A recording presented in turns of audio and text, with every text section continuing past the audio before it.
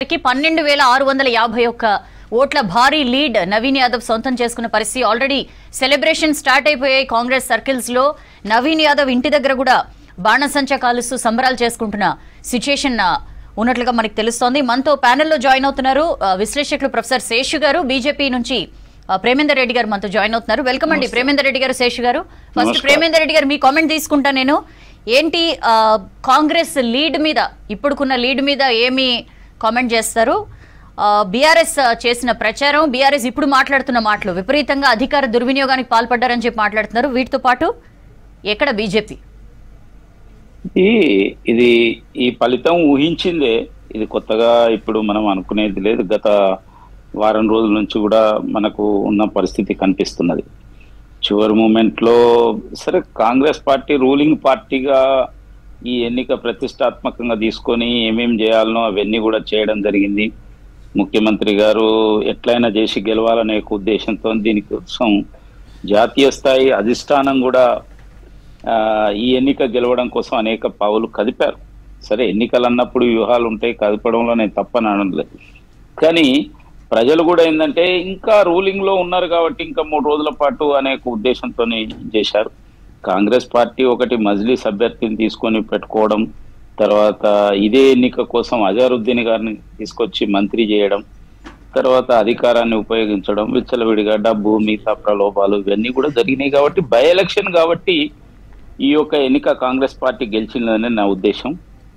రెండో వైపు బీఆర్ఎస్ ప్రతిపక్షంగా తగిన విధంగా చూపెట్టలేదు కాబట్టి కూడా అది కాంగ్రెస్ కు అవకాశంగా ఏర్పడ్డది. భారతీయ జనతా పార్టీకి ముందు నుంచి కూడా ఈ నియోజకవర్గంలో మేము గత అనేక సంవత్సరాల చరిత్ర చూస్తే 3rd పొజిషన్ లోనే ఉన్నాం.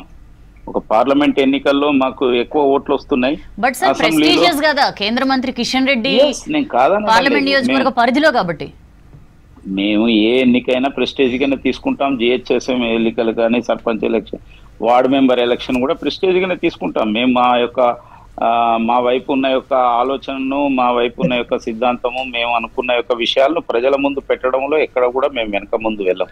ఎందుకంటే ఈ తెలంగాణ రాష్ట్రంలో గత 60-70 సంవత్సరాల నుంచి భారతీయ జనతా పార్టీ అధికారంకి రాలేదు. కానీ ప్రతి ఎన్నికను మేము ప్రతిష్టాత్మకంగానే పోరాటం చేస్తున్నాం. కాబట్టి ఈ ఎన్నికల్లో ప్రజలను మేము ఇంకా పూర్తిగా కన్విన్స్ చేయలేకపోయినామని చెప్పి మేము అనుకుంటున్నాం. కాబట్టి రాబోయే రోజుల్లో దాన్ని విశ్లేషణ చేసుకొని రాబోయే రోజుల్లో మేము ప్రజల యొక్క మరి ఆమోదం పొందడం కోసం మా యొక్క ప్రయత్నం అనేది ప్రారంభం అవుతుంది. అయితే బై ఎలక్షన్ గెలిచినంత మాత్రాన ఏదో అయిపోయిందని అనుకోవాల్సిన అవసరం లేదు. గతంలో కూడా బీఆర్ఎస్ పార్టీ కూడా బై ఎలక్షన్స్ లో గెలిచింది. భారతీయ జనతా పార్టీ అపోజిషన్ లో ఉండి కూడా బై ఎలక్షన్ లో గెలిచాం. దుబ్బాకలో గెలిచాం, హుజురాబాద్ లో గెలిచాం, మొన్న ఎమ్మెల్సీలు గెలిచాం. ఆ విధంగా భారతీయ జనతా అదే సార్, అంటే దుబ్బాక లాంటి రూరల్ ఏరియాస్ లో పెట్టినంత ఎఫర్ట్ మీరు ఇక్కడ పెట్టలేదు అన్న ఒక వాదన కూడా వినిపిస్తుంది. ఏం చెప్తారు సార్ దాని మీద? ఇక్కడ పెట్టలేదు అనేది మమ్మల్ని విమర్శించడం కోసం విమర్శిస్తున్నారు. మా యొక్క బలం పెరగొద్దనే యొక్క ఆలోచనతోని భారతీయ జనతా పార్టీ దేశం అంతా విస్తరిస్తుంది. తెలంగాణకు ఎట్లాగో వచ్చే ఎన్నికల నాటికి విస్తరిస్తుంది. కాబట్టి దాన్ని అడ్డుకోవడం కోసం చేస్తున్న వాదన తప్పితే, ఇది వట్టి పసలేని వాదన తప్పితే మరొకటి లేదు.